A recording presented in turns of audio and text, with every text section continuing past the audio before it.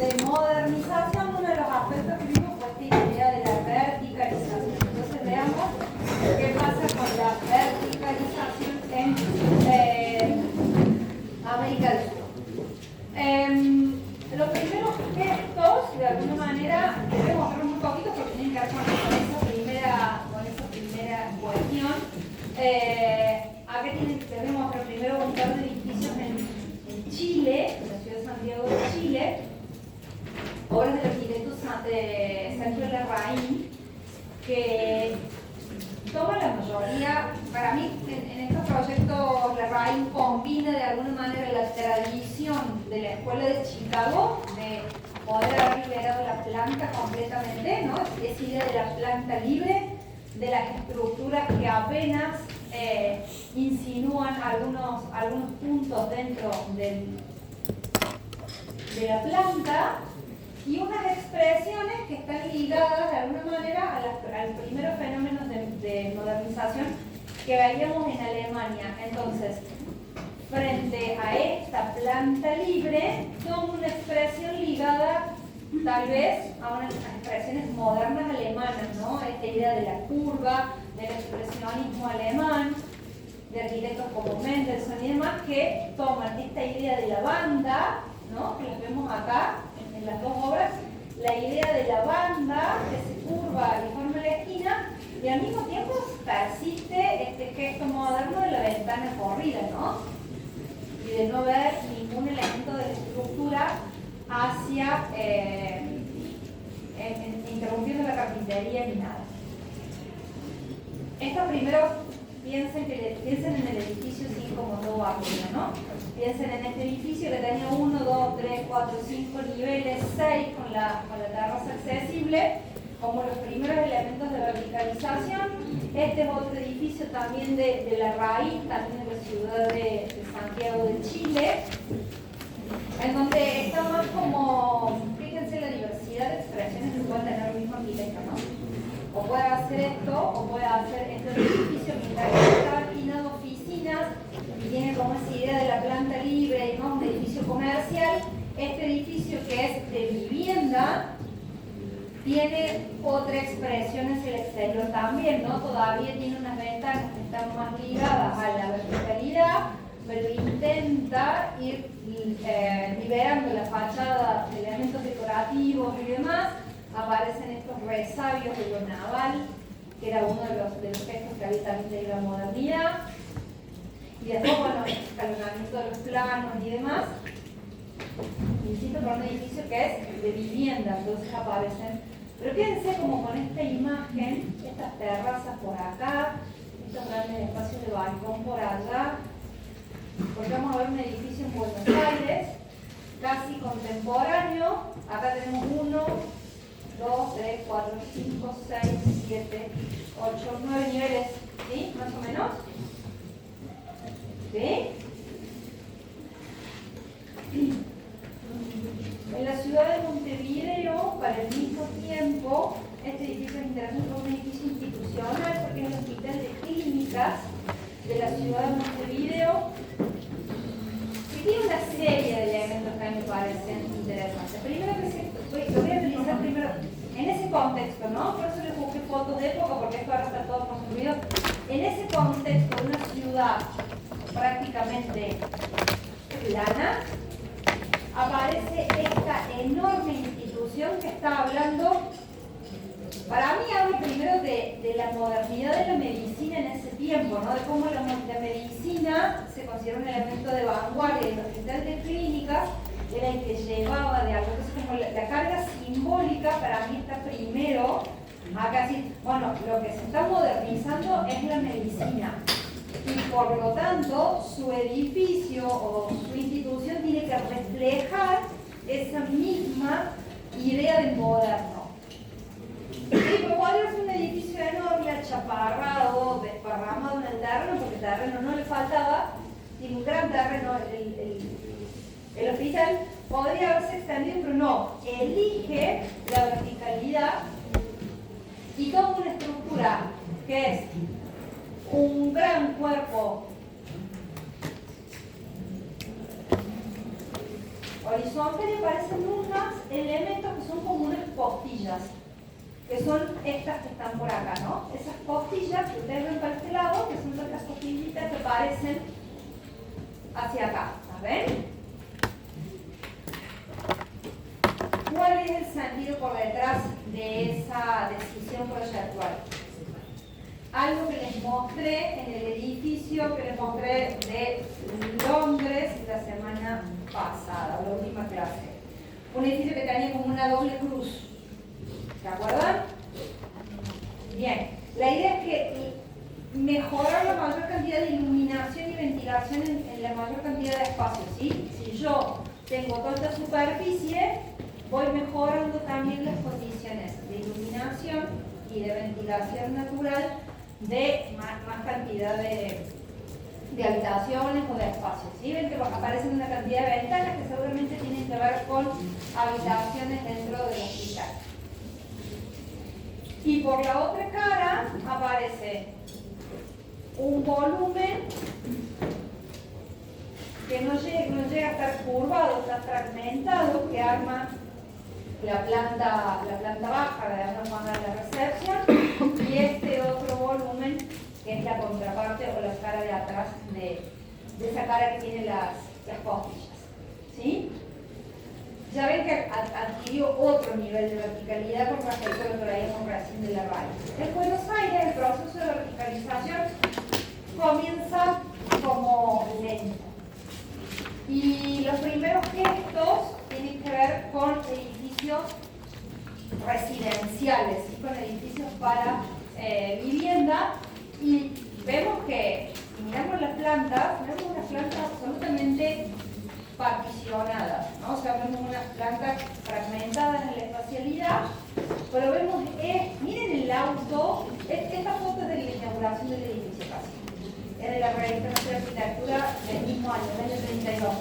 Fíjense el auto,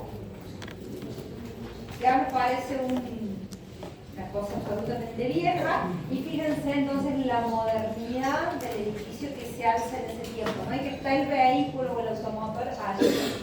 Una cosa que es importante, como en un paréntesis, es que estos edificios de vivienda no sé los años de las normativas en otros países. En Argentina la ley de propiedad horizontal es del año 1948. Entonces, este edificio era de una sola persona que tenía el capital suficiente para construirlo y luego ponía cada una de las unidades en alquiler, porque al no haber ley de propiedad horizontal, quien es dueño de abajo es dueño de todo lo que está arriba y no lo podés dividir, ¿sí? Entonces, hasta 1948 lo que vemos son unidades de renta, aunque sean edificios, son unidades de renta.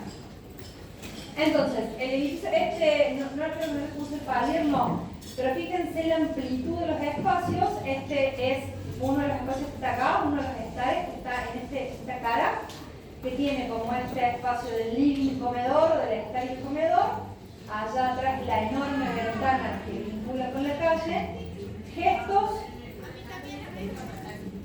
como la chimenea, todavía, los dormitorios que ya incorporan esto que era como una modernidad, que era el placar, y la idea de las cocinas, cuando empieza una idea que se llama la cocina laboratorio, ¿no? Esta idea de lo azulejado, lo blanco y demás, en contraposición con las cocinas de antes que se hacían con fuego, era sucio, se tiznaba todo, digamos, esa cosa. Y si entonces aparece este concepto de lo blanco, y Francisco Learmo le llama cocina laboratorio a esto. Cuando Le Corbusier visita la Argentina, a este edificio le dice despectivamente rascacielito. Y esos rascacielitos que tienen en la ciudad de Buenos Aires. Y se está refiriendo a este edificio puntualmente. Entonces, cambiando de tipología, les voy a mostrar un par de edificios en los que ya sí se manifiesta el cambio de altura mucho más claramente, pero que son edificios que tienen que ver con tipologías o comerciales comerciales o institucionales y demás. Este es el edificio Comega, es una sigla comercial y mercantil ganadera, es una sociedad la que construye este edificio en el año 1932 y tiene la particularidad de estar en la avenida Corrientes, así, y Alem en este sentido. Fíjense el contexto en el que se inserta el edificio. Una cantidad de otras construcciones que no son tan bajas, tienen 7 u 8 niveles, absolutamente historicistas, ¿no? Este es Alem y este es Corrientes. O sea, la foto está al revés. Ahí vemos el edificio desde atrás. ¿Ven? En ese contexto de edificios de cierta altura historicistas aparece este edificio introduciendo ese concepto de modernidad. Pero ven que estamos todavía como cabalgando permanentemente entre dos póstulas. El edificio, ¿qué tiene? ¿Cómo se conforma? De alguna manera, si ustedes quieren hablar de un resabio compositivo de basamento, desarrollo y coronamiento, podrían estar mencionándolo. Hay un tratamiento en los 3 primeros niveles, hay un tratamiento diferenciado por acá y hay una torre que es la que sigue en la altura y completa la volumetría. ¿Qué tiene como condicionantes normativas este edificio? Que al estar sobre Alem tiene la obligación de la recoba, ¿sí? Toda la avenida Alem en Buenos Aires tiene la recoba, entonces el edificio tiene que generar esa recoba. Entonces, ¿por qué se los marco? No es una búsqueda de un pilotis, no es una búsqueda de despegar la planta, es la recoba a la que me obliga la normativa. ¿Sí? Por eso se lo señalo como dato puntual, para que no lo vean como un elemento de la modernidad, esa forma de despegar la planta, sino que es la normativa que me obliga. Esta decisión de generar este intradós o este vacío en el medio de los cuartos para mejorar tal vez esa idea de la iluminación y la ventilación, y luego la torre que completiza esta capa. Vean que como un edificio comercial y demás, la mayoría de las plantas buscan el concepto de planta libre, ¿no? Pese a que tienen todavía esa estructura, buscan la planta libre, tienen las plantas de los diferentes niveles. Así se ve el edificio, ¿sí? en esa estructura que yo les decía que todavía parece remarcar alguna cosa, continuar alguna cosa, en la materialidad exterior, y fíjense si no quieren ser modernos en el interior, en el hall, ¿no? Tratándolo todo con metales, con acero inoxidable y demás, buscando esos reflejos y esa idea del metal como un elemento moderno en contraposición a lo que podría ser ese hall historicista, ¿no? O sea, lleno de elementos de otro tiempo. Allá está, lo alcanzan a ver, el vecino que les voy a presentar ahora. Acá está el Comega y allá está el Safico, que es este edificio. De nuevo, un edificio comercial, Sociedad Anónima Financiera y Comercial, Safico. Un edificio que en realidad, como veíamos algunos edificios en Nueva York, es producto de la normativa. Este escalonamiento y esta forma son producto de la normativa. Está sobre Avenida Corrientes. Cuando se ensancha la Avenida Corrientes y entonces se renueva el tejido, a mí esta imagen me encanta porque parece que muestra cómo realmente habla de esa verticalidad o de ese despegue que hace el edificio. Y fíjense que pese a que es un edificio entre medianeras, se retira acá de la medianera para poder permitirle toda, cuando a veces las estrategias proyectuales, ¿no? El edificio se retira de la medianera y de esa forma permite que todos los dos laterales tengan correcta iluminación y ventilación. En vez de usar el terreno de otra manera, ocupa todo el terreno y se retira de las medianeras. Y a partir de acá empieza el escalonamiento que le va exigiendo la normativa, ¿no? Por acá empieza el escalonamiento, acá hay otro y después sigue hacia la parte superior. Tal vez más tímido en el hall de acceso, lo mismo los materiales están trabajados sin ninguna decoración, están dejados a la vista y están aprovechando las cualidades de los materiales, lo mismo hay metal, hay mármoles muy pulidos y nada más, ¿sí? Entonces, el edificio sáfico, y lamento que no esté la Cami, que se ponga alita, porque ella es la historia de Corina de acá. El edificio Cabanach, ¿lo tienen? ¿De algún lado? ¿Con quién lo vieron? ¿O no lo vieron? ¿O lo tienen de su propio? Cuéntenme. No. No. El edificio Cabanach es un edificio emblemático de la ciudad de Buenos Aires. Por mucho tiempo fue el edificio más alto de Sudamérica. El encargo es para los arquitectos Sánchez, Lagos y de la Torre. Está en una esquina frente a, por acá viene la calle Florida, ¿sí? En una esquina triangular, una esquina bastante particular, en un lote triangular bastante particular. Y fíjense por la fecha, 1934. Alguien tuvo la plata para construir todo esto en un solo bolsillo. ¿Sí? ¿Y quién era? Por eso yo le hace una nota de acá que salió un ratito. La señora se llamaba Corina Cabanach. Y era una mujer que era hija de unos inmigrantes escoceses o irlandeses, ahí me parece que son escoceses, que habían hecho mucho dinero con estancias en la provincia de Buenos Aires, y su papá, el papá de Corina, decide casarla con un amigo de él, o sea, con un señor tan mayor como su papá. Que a Corina no le cayó muy bien. Pero no le cayó bien a ninguno que los casen con un amigo del papá.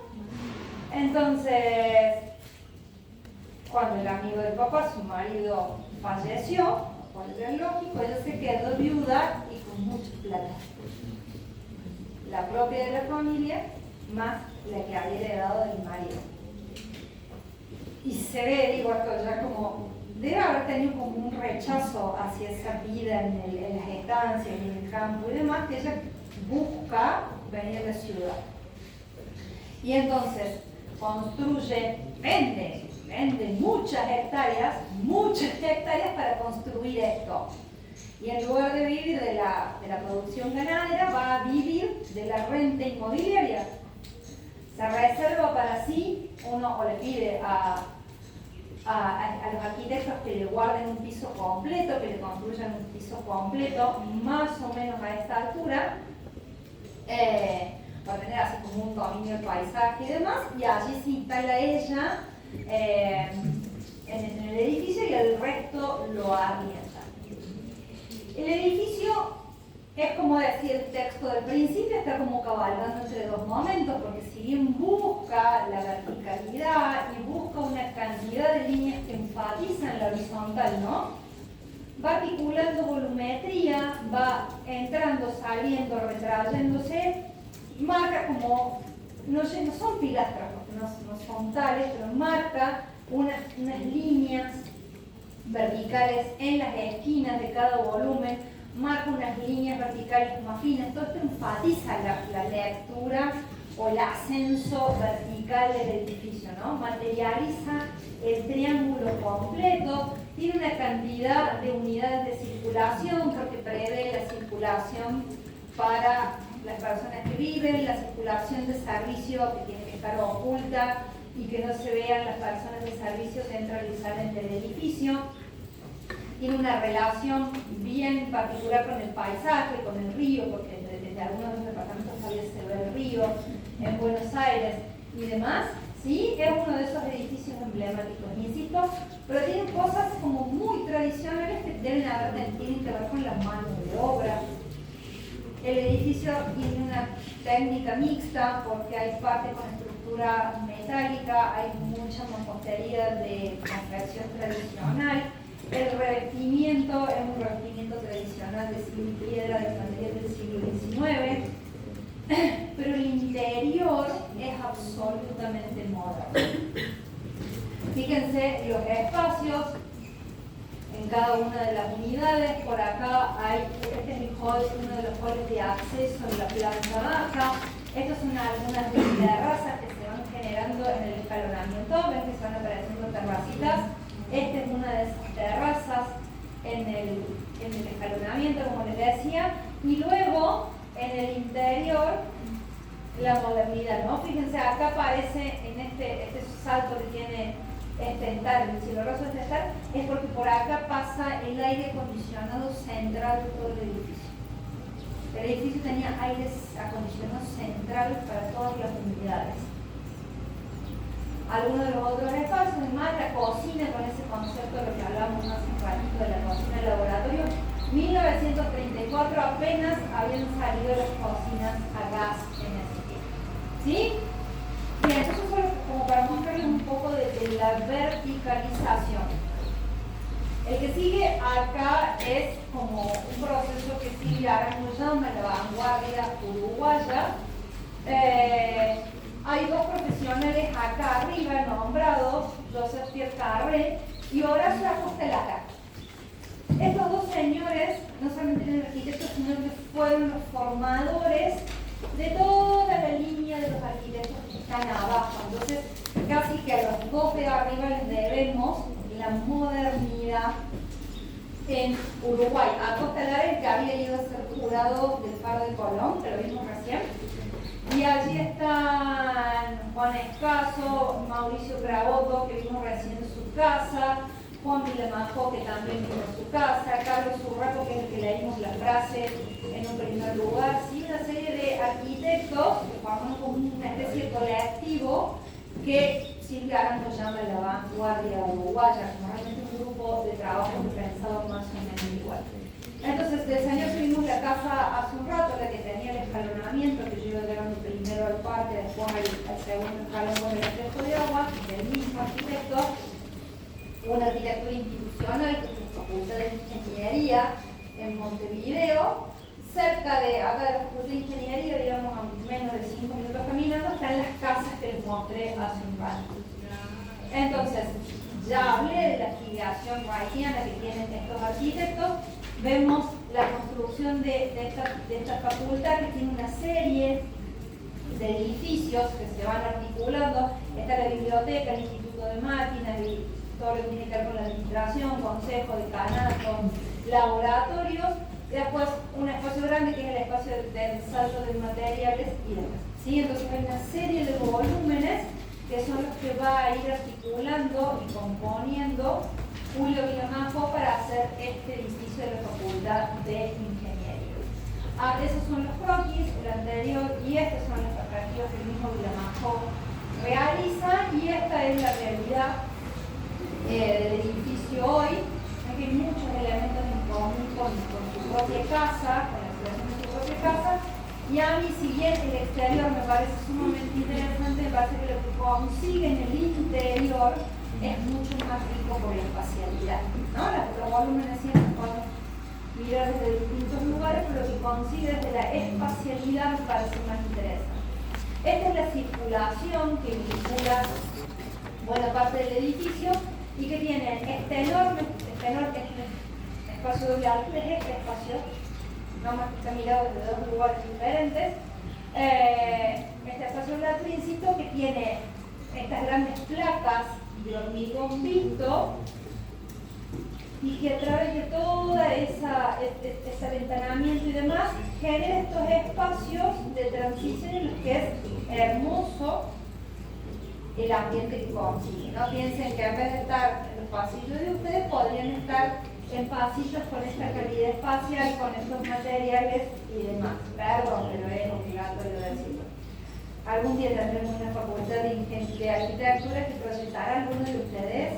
¡Wow! Y estos son algunos de los otros pasillos de menor jerarquía que también consigue esa iluminación y demás, ¿no? Otro de los de la lista que estaban por allí es es Mauricio Craboto, de quien vimos en la casa que se llama Kalinen.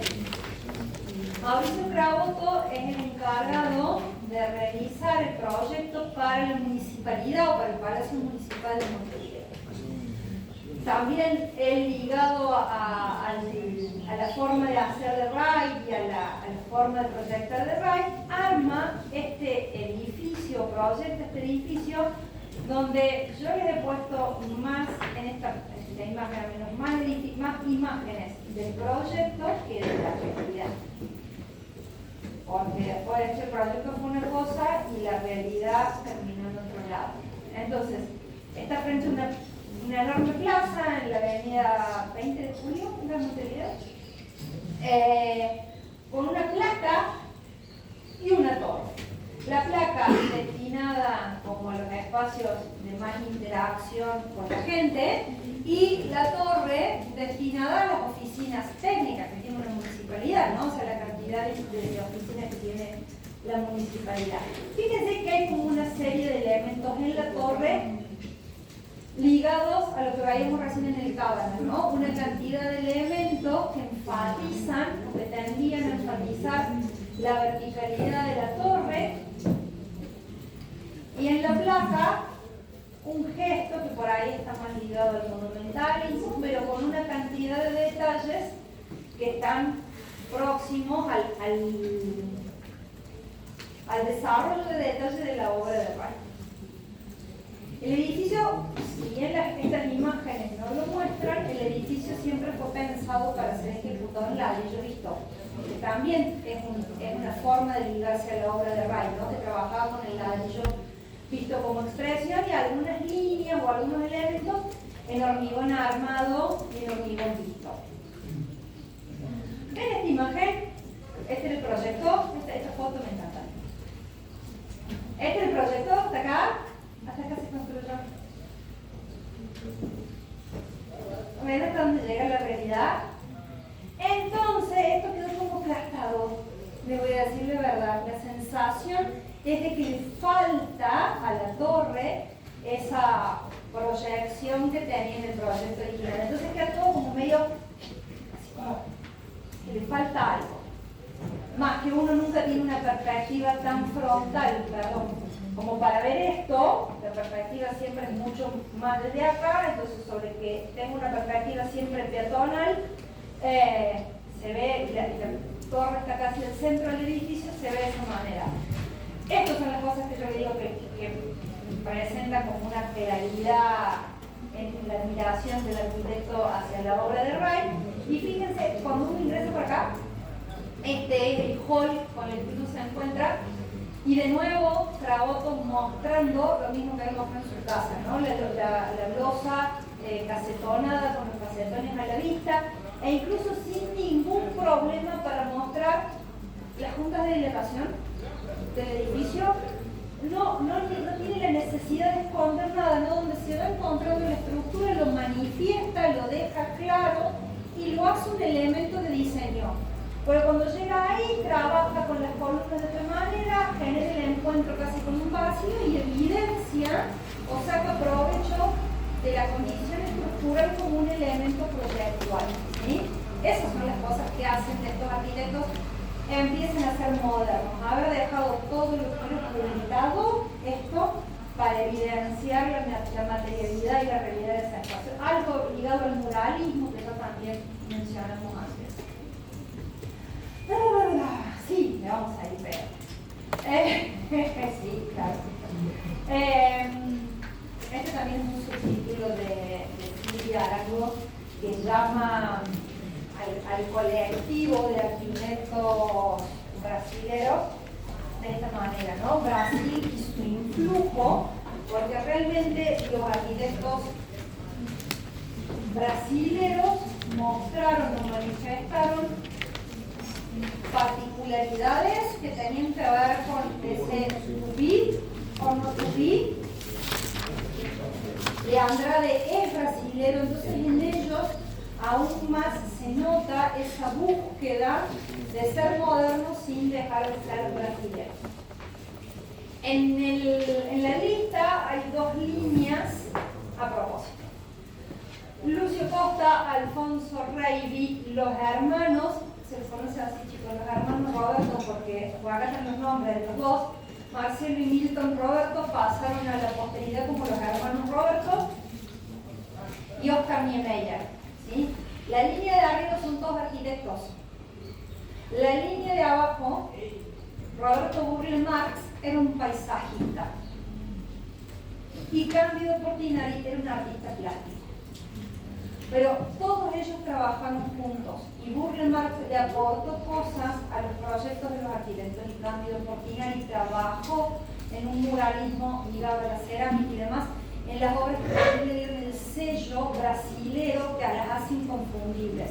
Entonces, como a veces estos personajes se volvieron insolubles y trabajaron todos juntos, pero yo para que ustedes no, después cuando en algún momento repasen, estos son arquitectos, este es paisajista, este es artista plástico, ¿sí? Pero los vemos a todos juntos como un grupo de trabajo.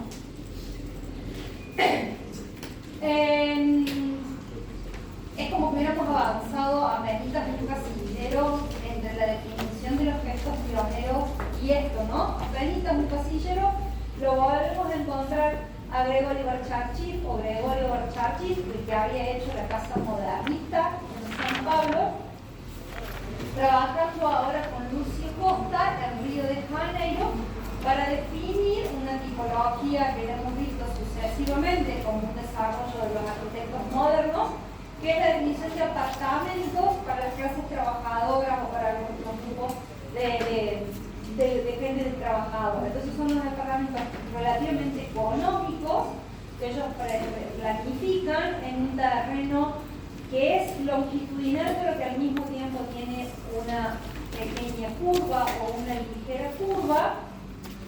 Entonces generan esta especie de zigzag en el que van acomodando los departamentos. De esta forma generan como una especie de patio trasero que también les va a ayudar en la ventilación de los ambientes. Fíjense los módulos, a mí me parece esto lo más, son cuadrados, son módulos y van a definir toda la espacialidad y todos los ambientes a partir de esos módulos cuadrados que de alguna manera es lo que le aseguraría la economía. Si yo repito siempre un módulo constructivo, no tengo sorpresa, tengo todo estandarizado y eso me permite bajar los costos en una obra de este tipo. Los gestos modernos, por supuesto, que están en la limpieza o en la simplicidad de la fachada y en la limpieza de los volúmenes. Acá hay la claridad de las circulaciones, algunos elementos de apoyo puntual que son metálicos. Fíjense cómo se abre para mejor. Esta es una cinta continua de circulación y acá está perforada en el acceso de cada una de las unidades de la loja para que no quede tan oscuro el espacio que queda en la parte posterior, en la parte inferior, ¿sí? Algo que no está tan lejano también que el mismo Vladimir Acosta estaba diciendo con esas unidades que podía estandarizar para Argentina. El mismo Lucio Costa, que es capaz de hacer esto, el mismo Lucio Costa tiene la capacidad plástica y proyectual para definir estos elementos que habíamos dicho que eran tan propagandísticos de un país, ¿no? Los pabellones de las ferias internacionales. En este caso, el pabellón de la feria, el pabellón brasilero para la exposición de Nueva York del 39, ¿se acuerdan que habíamos visto cuando veíamos a los escandinavos también a los altos, principalmente algunos de los pabellones de estas ferias internacionales? Bueno, este es el pabellón de Brasil, donde acá está Lucio Costa y en realidad está junto con Roberto Burle Marx, que es el que define este paisajismo que acompaña, que precede el pabellón. El pabellón de alguna manera es un manifiesto de la arquitectura brasilera. Todo lo que después vamos a ver en otros elementos de la arquitectura brasilera está presente en este pabellón, que trabaja básicamente, bueno, es un pabellón de exposición. Tiene una gran rampa que permite el acceso a la parte superior, la idea de las columnas como una especie de doble piel, el cribado o este parasolado o Brie Soleil, que ustedes ven por allá. Algunos elementos de curva que van a ser propios de la arquitectura brasileña también. E insisto, en lugar de incorporar, cuál es el mayor aporte de Google Maps, en lugar de incorporar un paisajismo de corte internacional, él va a generar un paisajismo con todas las especies autóctonas del Brasil. Va a generar esa enorme bisagra, mientras hasta este momento casi todos los paisajistas trabajaban con especies exóticas para América. Google Maps es el primero que va a poner en valor todas las especies autóctonas de Brasil como elementos que aporten calidad o cualidad a su diseño. Oiga. Y el lugar donde vemos como el punto más alto de estos arquitectos trabajando en conjunto es en este edificio, que es el Ministerio de Educación y Salud de Río de Janeiro. Y en el proyecto estaba liderado por Lucio Costa, el Ministerio del 36. Piensen en todas las otras cosas que estaban haciendo simultáneamente. Y antes de explicarle el edificio, algo que tiene que ver con este también es una decisión del Estado brasilero de expresarse ante el mundo como modernos. ¿Sí? Mientras muchos otros estados hacían arquitectura historicista todavía, Argentina entre ellos, Brasil se manifestaba ante el mundo con una arquitectura de corte netamente moderno que reflejaba la voluntad de convertirse en un estado moderno. ¿Sí? Entonces, con instituciones modernizadas que eran las que ocupaban estos espacios, y dejar de lado la burocratización del siglo XIX y una serie de cosas. Entonces, si bien les decía, el proyecto estaba liderado por Lucio Costa, participaron Oscar Niemeyer, Alfonso Reilly, Manny Vasconcelos, José Machado Moreira, estuvieron asesorados por Le Corbusier y también participaron en el proyecto Cándido Portinari y Roberto Google Maps. La primera cosa disruptiva de este proyecto es la forma de apropiarse del terreno. En un terreno, ¿sí? Por acá está dibujado el terreno, más o menos insinuado en este croquis del terreno. La primera forma es no consolidar las líneas de edificación. Es trabajar con una placa y una torre, pero que ocupan casi el centro del lote. Y me evitan la materialización de las líneas de edificación y de esa manera le dan a la ciudad un espacio público diferenciado frente a otros edificios que se cerraban completamente, ¿no? Entonces, acá suma el aporte de un edificio público más espacio público para la ciudad. Insisto, funcionalmente no hay ninguna ninguna cosa tan novedosa. Es una placa, que es esta que atraviesa aquella parte, que es la parte más pública, y una torre que sí se despega sobre el piso y que toma la vertical para toda la parte de las oficinas y demás. Tiene un par de puntos de apoyo, el bloque aquel que ya se los muestra, y se manifiesta de esta manera. Y empieza a aparecer por acá el paisajismo de Google Maps y va a aparecer en esta terraza jardín que genera el volumen de la placa horizontal. Entonces, así se manifiesta el edificio con estos pilotis de doble altura que casi tienen o casi toman la altura de la placa, y en la parte superior el Brie Soleil como un elemento de regulación de la iluminación y del asoleamiento del edificio. Esta es la terraza jardín del volumen bajo, con esto que decíamos de Google Maps, generando este paisajismo con elementos autóctonos y demás. El bloque de las escaleras, que es uno de los únicos puntos que está acá, que toca el suelo, ¿sí? Es el bloque de las escaleras. Y por ahí no les puse ninguna imagen donde se ve ahí, hay algunos de los parámetros que están trabajados con la cerámica de cortina.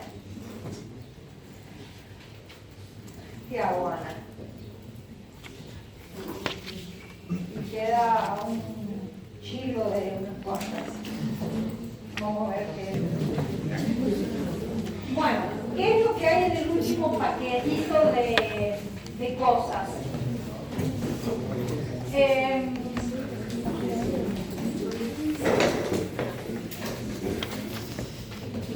A veces siempre me intento o traerlo un poco más a lo que tenemos nosotros, ¿no? A lo que nos es propio.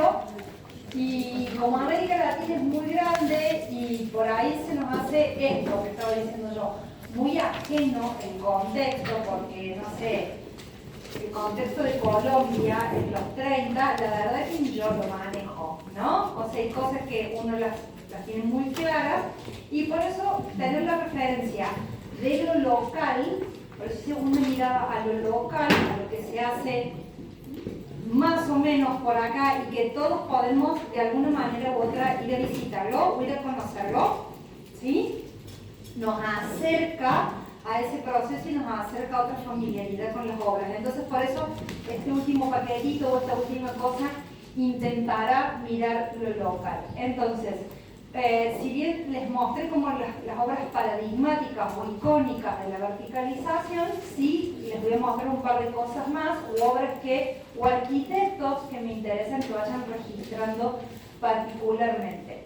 En ese marco de lo que les decía yo, de una ley de propiedad horizontal que todavía no existía y demás, Antonio Vilar realiza este edificio, un edificio nuevo construido por una sola persona para renta, en donde no solamente ya introduce elementos de la modernidad mucho más claros, la horizontalidad, las ventanas, estas losas de hormigón armado y demás, sino que este edificio me gusta mostrárselo porque incorpora algunas cosas como modernas y que hoy llamamos en un edificio amenities, como si fueran una novedad.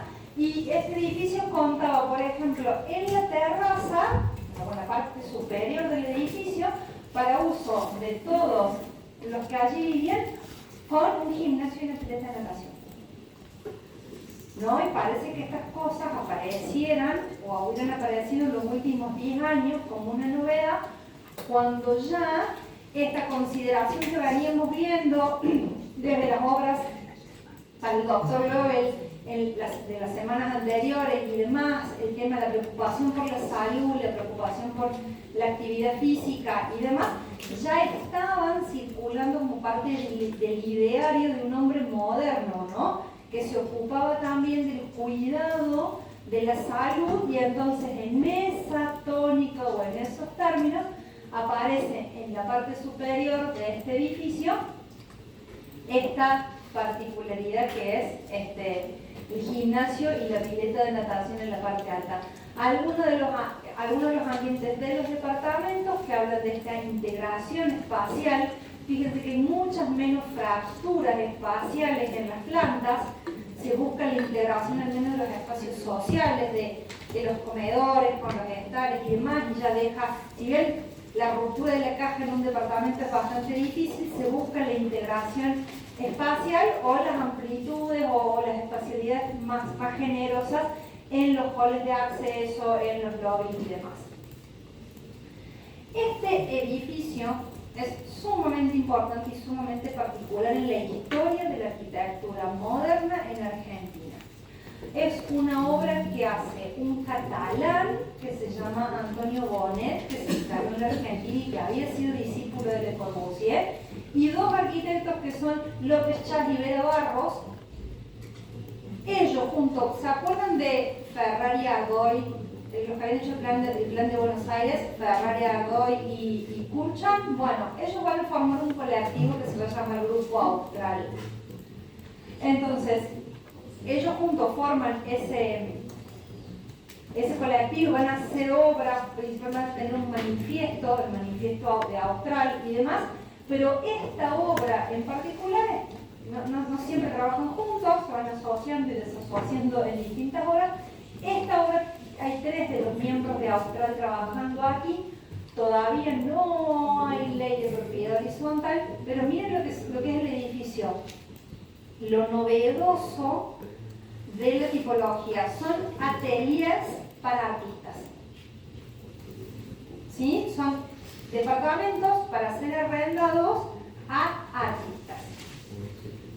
Entonces, se ubican en una esquina, toman una cantidad de elementos del léxico o de los elementos propios de Le Corbusier, como pueden ser la fachada corrida, la fachada libre, el aventanamiento corrido y demás, pero bueno, materializan la esquina, generan la terraza en la parte superior. El zócalo, ¿por qué no vemos la presencia de pilotis o algún elemento así? Porque el zócalo es un zócalo comercial, está dentro de la ciudad y es un zócalo comercial, entonces es difícil desmaterializar la planta baja simplemente con pilotis. La chapa es acá adentro y afuera. Si es acá adentro es muy molesta.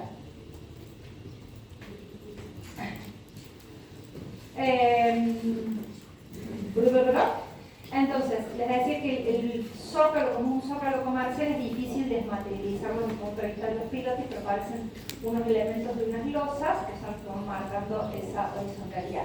En el interior aparece todos los elementos de la ruptura de la caja posibles. Hay doble altura, pero doble altura en un sentido poco tradicional. Estamos acostumbrados a que esto balconee sobre esto. En realidad, este espacio es el que se abre y ese es el que genera el espacio, ¿no? Con gran iluminación natural y demás, que se supone que es donde deberían realizarse la actividad de la pintura, con la luz natural y demás. Todas las herramientas o las divisiones entre medio de los mismos espacios del departamento en muchos casos son flexibles, son corredizos y demás, permitiendo esa idea de la articulación espacial y demás. Aparece una escalera, que creo que no la puse en ningún lado, que son unas escaleras que van por acá, ahí la ven, que son un elemento escultórico prácticamente adentro del departamento. Hay un elemento que aparece por acá y por acá. ¿Esa silla la conocen? ¿Sí? ¿Cómo se llama? Esa silla. Che, no pueden ser estudiantes de arquitectura de tercer año y no conocer un elemento icónico de la arquitectura argentina a esta altura del partido. ¿Alguien sabe cómo se llama esa silla? De verdad, che, empiecen como a dar una cosa de cultura general, porque por más que se reciban como se recibe Delphi, los va a llevar la vida por delante si no saben nada de nada. Esa sí se llama BKF y la diseñaron Bonnet, Ferrari, Beca y Kurcha, ¿sí? Por eso llevan las iniciales de los 3. No es un elemento icónico para nosotros, es una silla icónica a nivel internacional, es como las sillas de Mies, digo, como para que ese es el nivel de notoriedad que tiene la silla y aparte está hecha con cuero, entonces eso le da como una cosa más del ADN argentino también.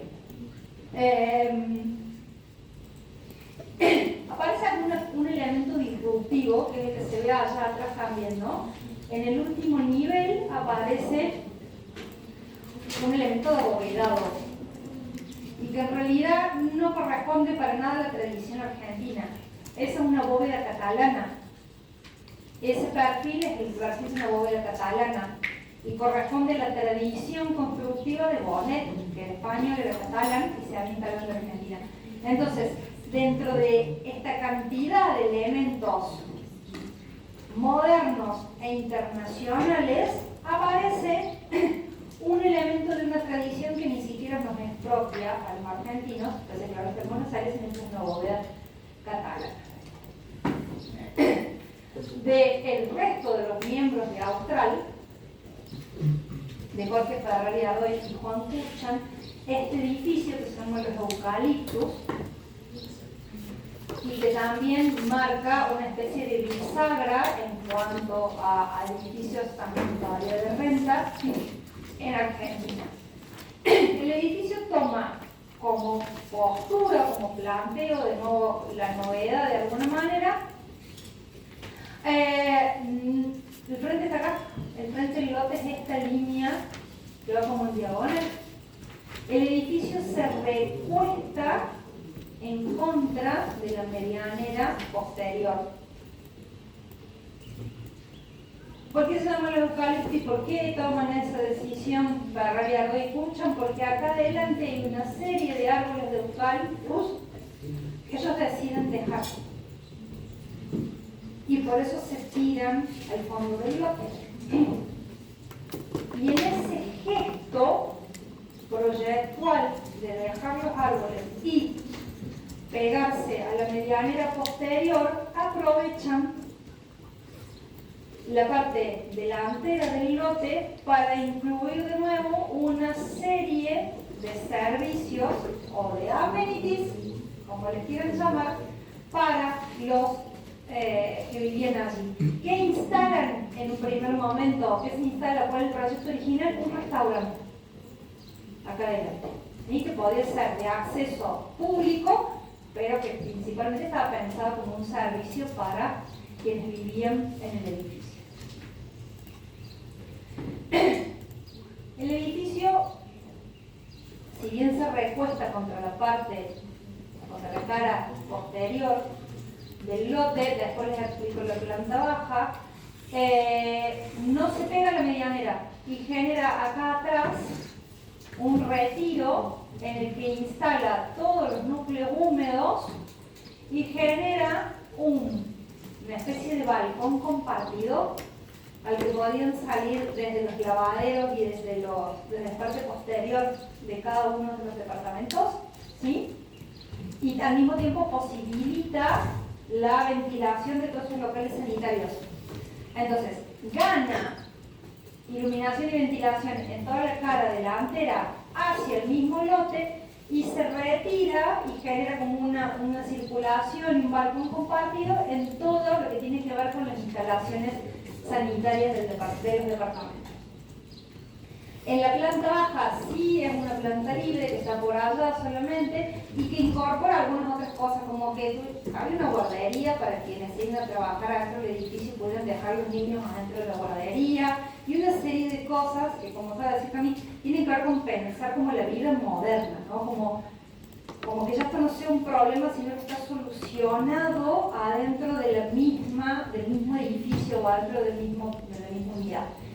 El edificio tiene toda la estructura prácticamente desnuda y a la vista, por delante, los cerramientos quedan por detrás, aparece algo que está ligado al brinsoleo, que son paneles móviles para mejorar o para generar el acondicionamiento térmico principalmente del edificio y el asoleamiento. También tiene unas escaleras escultóricas que creo que hay una por allí dando vueltas, no se las muestro. Y esto que viene también como de las exploraciones que hacía el Merimiro Acosta de ir generando con distintos elementos de hormigón, sombras en determinados lugares del edificio. Este es el lobby, esta es la planta baja del edificio, estas son las terrazas de los departamentos de los últimos pisos y esta es la espacialidad que tenían los departamentos con la doble altura y la escalera escultórica que yo les mencionaba hace un ratito. Entonces, Bonet, Vera Barros, Ferrer Ardoy, Kurchan y demás, todos miembros del grupo Austral. Vamos a hablar de un santiagueño que no trabajó en Santiago. ¿Está bien? Un santiagueño que no trabajó en Santiago. Un muchacho que era santiagueño se fue a estudiar arquitectura a Córdoba, como muchos antes de ustedes, y se quedó a vivir en Córdoba. Y en Córdoba llegó a tener un cargo muy importante en la dirección de obras públicas de la provincia de Córdoba, prácticamente liderar la parte de obras públicas de la provincia de Córdoba en esos años, en la década del 30. En ese tiempo, en la provincia de Córdoba había un gobernador muy progresista que no solamente propuso reformas del Estado, sino que propuso una profunda reforma educativa, donde cambió los planes de estudio y demás de las escuelas primarias y secundarias de la provincia de Córdoba, entendiendo, por eso digo, bien progresista, entendiendo que la educación era de estos elementos que dinamizaban el cambio y que llevaban al progreso de una provincia. En ese contexto aparece Nicolás Juárez Cáceres, insisto, santiagueño, proponiendo las escuelas donde se iba a enseñar con estos nuevos planes de estudio. Entonces, si el plan era moderno, si la reforma educativa hablaba de modernizar la educación, las escuelas también tenían que mostrar esa modernidad, ¿no?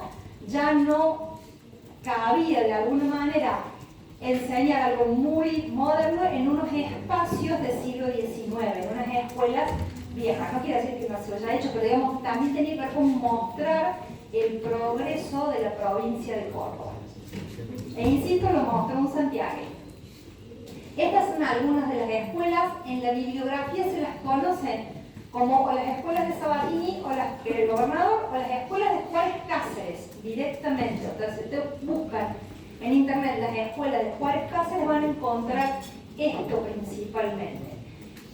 Son una serie de escuelas, se construyeron muchas de ellas, la Sabatini, la Mariano Moreno y demás, y yo les voy a mostrar una de ellas, que es esta, que está acá, ¿sí? Las demás, fíjense que son fachadas libres, ventanas corridas, volúmenes puros, una cantidad de elementos, algunas, casi todas adaptadas a esquinas. Este es un lote que está en una esquina, en una bajada, y encima en un lote triangular. Las otras tuvieron más regularidad en los lotes. Entonces esta es la escuela Sarmiento, que es la ciudad de racismo, que esta calle viene bajando, y la calle que define la otra parte del lote también viene en una bajada. El planteo es más bien tirando a la influencia de Le Corbusier, claramente. Fíjense que va a buscar una planta baja libre, va a buscar incluso en los dos extremos una claridad funcional bien importante. En los dos extremos, en este volumen curvo y en la parte posterior, los dos núcleos de circulaciones. En este que hace el frente y que representa la curva, una caja de escaleras que va conectando todos los niveles, y acá atrás una rampa que también para que necesita más desarrollo y que va conectando todos los niveles, el núcleo de los sanitarios y este espacio que va a quedar en la planta baja, que va a funcionar como una especie de patio cubierto, y eventualmente el salón de actos está acá, pero como un patio cubierto y una expansión para los chicos durante los momentos de recreo y demás. Luego arriba también tiene una claridad funcional en la circulación alineada con la rampa y demás, y luego las aulas que todas dan hacia la calle principal, ¿sí? Y ahí tienen un poco lo que son la limpieza y la claridad de las circulaciones y de los espacios. Me voy a Buenos Aires nuevamente para otra tipología que tiene que ver con este tiempo. Los cines no son algo moderno, o que representaron de alguna manera la modernidad del siglo XX, y al mismo tiempo son una forma de entretenimiento que da por tierra la división social del siglo XIX. En un teatro, los lugares tienen que ver con la clase social, ¿no? Y con lo que uno puede pagar. En la platea o en los palcos se pone que tiene más plata, y a medida que tengo menos plata voy más arriba o a lugares de menos jerarquía, ¿no? Un cine, yo saco la entrada y me siento, sobre todo ahora, sacar numerada. Cuando voy, yo era muy chica. Uno sacaba la entrada y tenía que llegar temprano para sentarse en el mejor lugar porque las entradas no estaban numeradas. Se acaba la entrada. Entonces díganme si no es lo más democrático del mundo. Aquí tampoco están numeradas ahora. Bueno, en los cines, algunos cines de Córdoba ahora sacan con anticipación y están numeradas. Los cines como de cadena, en los halls, en algunos de esos cines que son de cadena. Ya tampoco la gente va al cine, como decir las cosas como son, pero bueno, la gente mira plataforma y nada más, pero bueno. Realmente el cine era una actividad recreativa que cambiaba el paradigma de la sociedad del siglo XIX y mostraba una sociedad moderna que de alguna manera no manifestaba en la arquitectura esa diferenciación de clases tan marcada que había habido en el siglo XIX. Esta obra hacemos sobre la avenida Corrientes, donde veíamos el Safico y el Comeda avanzando por la avenida Corrientes, que se va a definir prácticamente como la avenida que tiene los teatros y los cines en Buenos Aires, como la avenida donde están los espectáculos en Buenos Aires, la avenida Corrientes, y en esa ampliación que habíamos hablado antes y más, entonces en esa cara se van a ir construyendo estas nuevas tipologías que son los cines. Puntualmente, este cine es de Alberto Previch, es el mismo arquitecto que hizo el Obelisco de Buenos Aires, ¿sí? De alguna manera marcó también una impronta moderna en gran parte de la arquitectura. La simpleza y la contundencia que tiene la fachada, mírenla en la fachada dibujada, después la realidad me muestra otra cosa, pero miren la simpleza y la contundencia que tiene la fachada. Es un plano rectangular con un vacío vidriado y más nada.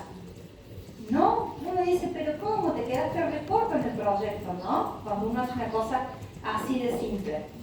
Luego vuelvo a trabajar con algunas placas, con el revestimiento, atado a los condicionamientos técnicos, este plano vidriado, a los condicionamientos técnicos de su época, este plano vidriado tiene una enorme viga acá que necesita manifestarse al exterior. Y en el lateral, en este lateral, con lo que le da simetría a esta parte, pero la desestabiliza a la simetría con este lateral, un espacio para la marquesina, para el anuncio del afiche de la película, de lo que estaba sucediendo en el interior, ¿no? Esto que ustedes acá vemos así, acá se manifestaba de esta manera, con el cartel para poner y sacarle las letras y el lugar para el enorme afiche. ¿Qué completa la fachada? Esta línea horizontal que prácticamente cubre una parte de la vereda, lo cual también es habitual en la calle Corrientes, en la avenida Corrientes en Buenos Aires, que es una marquesina, un alero, digamos, para que cuando uno llega, una especie de galería de recepción que está, en este caso, toda iluminada de noche, marcando la presencia del cine en la ciudad.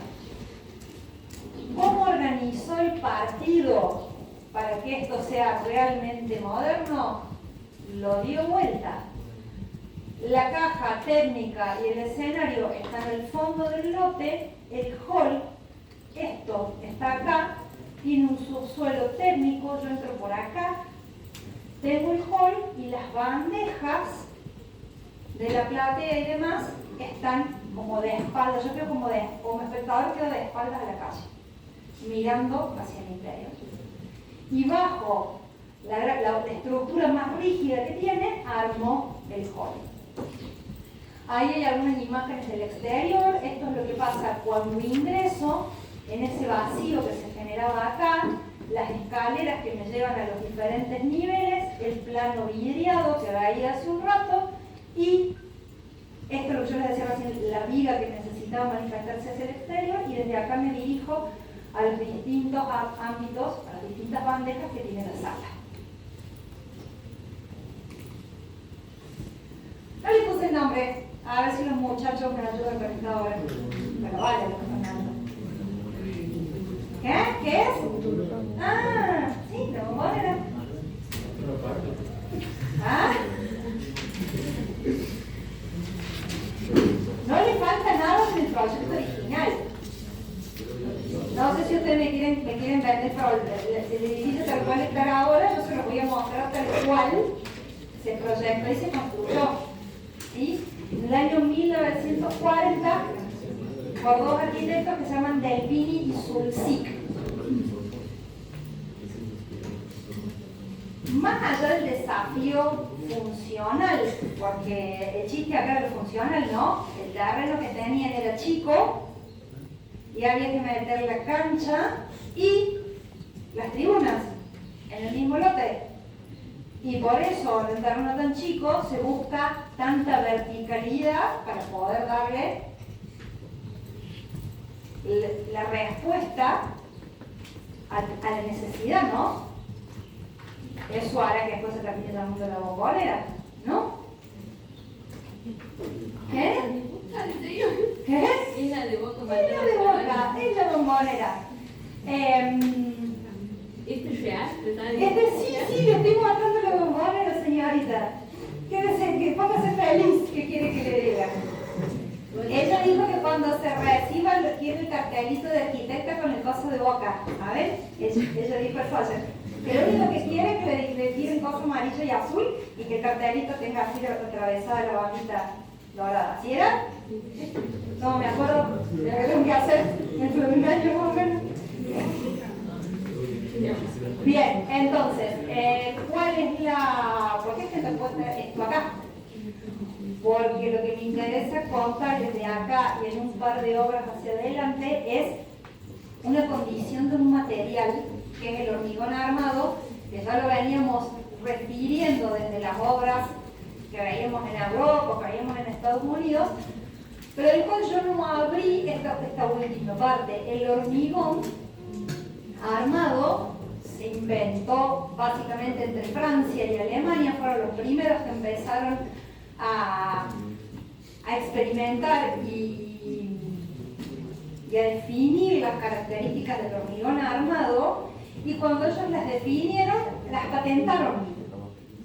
El hormigón armado estaba patentado, entonces no lo podía hacer cualquiera, ni lo podía construir cualquiera. O podías proyectar el hormigón armado, pero después tenías que contratar a alguna empresa. ¡Chicos, lo del fondo, me tienen cansada! Tenías que contratar una empresa que tuviera licencia de la patente para que te construyera la obra, ¿sí? Entonces ahí había como una particularidad en la ejecución después del proyecto. Entonces esta obra con esta condicionante funcional no tenía otra solución que ser desarrollada en hormigón armado para conseguir esa verticalidad y esa disposición. ¿Y a qué va a apelar en el diseño del Delpini Sulzik? A usar parábolas como forma estructural que le permite elevarse en poco ancho, ¿sí? Que le permite elevarse y darle forma estructural en poco ancho. Entonces de esa forma va a ir armando luego hacia el interior las bandejas en las que se va a ubicar el público. Y lo que hoy se perdió, porque esto ha ido cambiando el uso en el tiempo del espacio deportivo, era que los espacios que iban quedando como residuales eran usados para los entrenamientos o para hacer determinadas prácticas deportivas secundarias y demás. En todos estos espacios que se generaban acá, entre medio de la estructura, eran utilizados también como parte de las prácticas deportivas. Y eso hoy se ha perdido, eso está todo usado, partimentado y demás, pero originalmente tenía esa concepción. Y fíjense que aparecen estos elementos como si fueran prácticamente unas ménsulas casi hacia el exterior a 45 grados, para poder ganar un poquito más de superficie para generar la última bandeja y de esa manera aumentar la capacidad del público. Entonces, es una obra que más allá de que sea representativa del gusto deportivo de cada uno, es una obra que en la Argentina también marca de alguna manera una bisagra en cuanto a lo que hace a infraestructura deportiva, ¿sí? Porque el resto de las canchas que conocemos son cilindros de hormigón y demás, pero que no tenían estos desafíos técnicos y desafíos de espacio que presentaba este caso, lo que lo hace diferente o distintivo desde el punto de vista del desarrollo de la arquitectura. Una arquitectura que deja el material a la vista, ¿no? Deja el hormigón a la vista, no tiene ninguna intención de enmascarar lo que pasaba por detrás. La arquitectura son muy diferentes. Es así. A mí me gusta el fútbol, entonces tengo un nivel de imparcialidad brutal. Otra obra del mismo Del Pini, y acá me voy a ir yendo hacia donde quiero llegar, otra obra del mismo Del Pini, que tiene que ver con un espacio que hoy lo conocemos de otra manera. Hoy es un shopping center en Buenos Aires, el shopping del Abasto, ¿sí? Pero que originalmente fue el mercado de abasto de la ciudad de Buenos Aires. ¿Cuál era la particularidad acá? Había la mitad, ya estaba construido y había que completarlo. El mercado ocupa casi toda una manzana, había que completar el edificio, demoler y después construir la parte que se iba a dejar en uso mientras tanto, en esto de la etapabilidad. Del Pini acá toma una serie de decisiones que en lo funcional están claritas, ¿no? Va a dejar la planta libre, va a poner algunos elementos solamente puntuales de apoyo. ¿Qué hace con el lenguaje? Es moderno.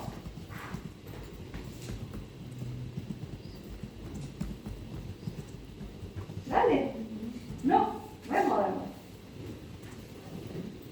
Toma una serie de arcos y una cosa así.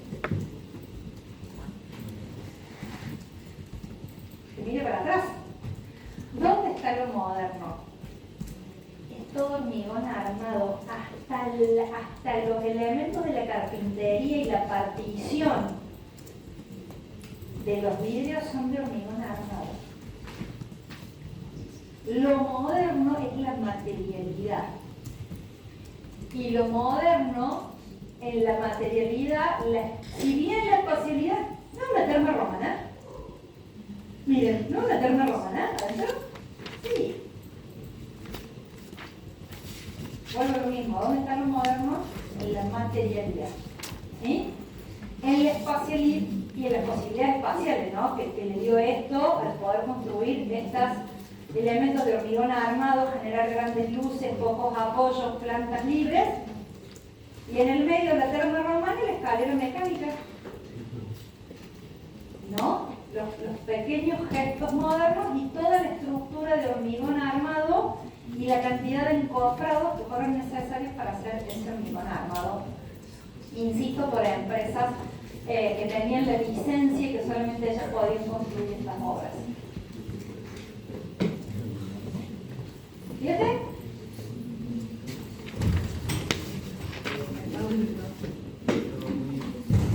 ¿Dónde está?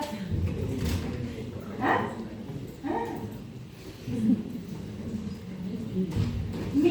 Voy a ser mala. Voy a ser bien mala. Miren la modernidad del mercado de Santiago y miren lo que estaban haciendo en Buenos Aires. En ese momento no voy a abrir telejuicio por otro momento histórico, en ese momento los santiagueños eran más modernos que los de Buenos Aires. ¿Sí? El arquitecto, eran dos hermanos, puntualmente acá interviene Jorge Canay, eran dos arquitectos inmigrados y que están instalados en Buenos Aires. Él es el encargado del proyecto. El proyecto era más ambicioso porque el proyecto incluía no solamente la intervención en el viejo mercado, sino que toda la intervención en el área circundante. ¿Sí? Cuando se terminó realizando. Creo que no puse ninguna, ¿no, Ana? No. Hay unas que después se las pasamos de cómo era el mercado antes, digamos. Era realmente un espacio abierto lleno como una especie de toldería. No hay otra palabra para expresarlo, ¿no? Los puestos estaban cubiertos con toldos y carretas y demás. La condición del mercado anterior es muy precaria y la decisión de este mercado es absolutamente modernizadora para lo que tenía que ver con el circuito de los alimentos, porque les procuraba otras condiciones de refrigeración, de que no estuvieran bajo el sol, de sanidad y demás. Entonces, introducía la modernidad en las formas de comercializar y de almacenar los alimentos. De nuevo, acá el prototipista es Canai, pero el hormigón va con patente. En este caso, quienes hacen las obras es la empresa Siemens, que era una de las que tenían la patente del hormigón en... Acá se ve el volumen lateral. Sí, creo. ¿No está la planta entera? ¿Qué choto que hago en el docente? Porque tenemos todos los planos de esto. Me parece que no está. Por allá se alcanza a ver, pero no está la planta entera. En el volumen aparece en uno de los laterales, que es el... ¡Oh! Lo del fondo. ¿Sabes qué, Ana? Yo, que más o menos me acuerdo los nombres, me pongo un punto menos todos. Voy a hacerle lista y para el parcial voy a tener un punto menos, no un punto más. Voy a tener un punto menos, porque me secaron hablando. En el espejo de este vacío que está del otro lado se arma un volumen más alto que una cámara frigorífica para todo el mercado. Hoy está en desuso, pero había... Allá En esta se ve, ahí está. Ah, acá está la volumetría, gracias Ana. Ven que este hay un vacío del otro lado sobre el pasaje. Ah, mira, este pasaje, que no es muy lindo el pasaje, ¿verdad? Sean valientes, métanse al pasaje. Sobre el pasaje, sí, ahí hay un gran volumen, tiene una enorme cámara frigorífica central para que todos los puestos pudieran depositar los animales, principalmente los animales que se comercializaban, digamos la carne, los productos cárnicos, en esa gran cámara frigorífica que era común a todo el mercado. Seguramente estaba particionada o estaba de alguna manera señalizada para que el puestero pudiera tener ahí su depósito y pudiera buscar ahí. Hoy con la tecnología diferente, que hay todos heladeras en cada puesto, y qué sé yo, eso cayó en desuso. Pero era realmente una gran novedad y un gran elemento diferenciador de este mercado.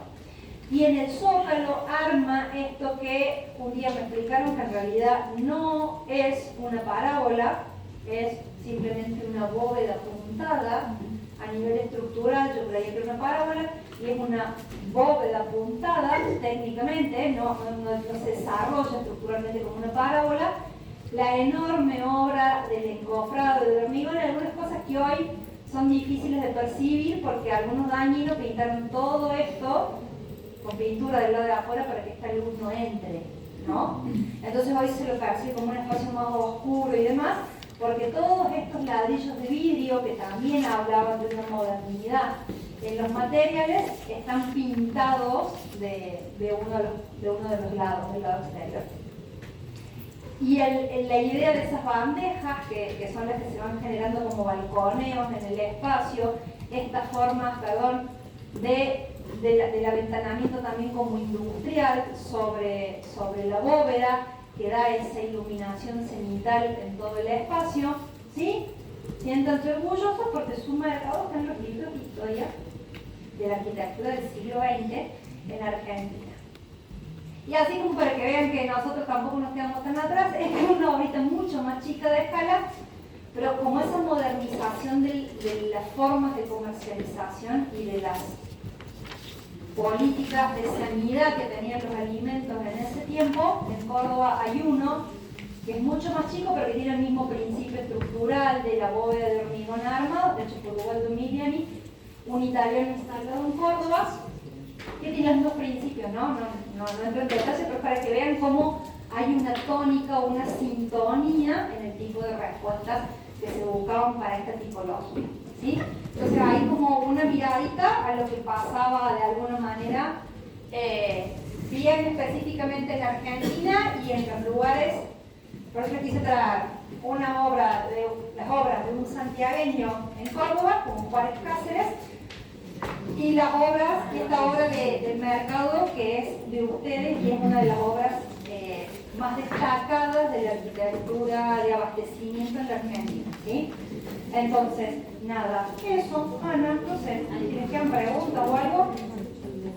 ¿De lo otro? ¿A ustedes les quedan preguntas?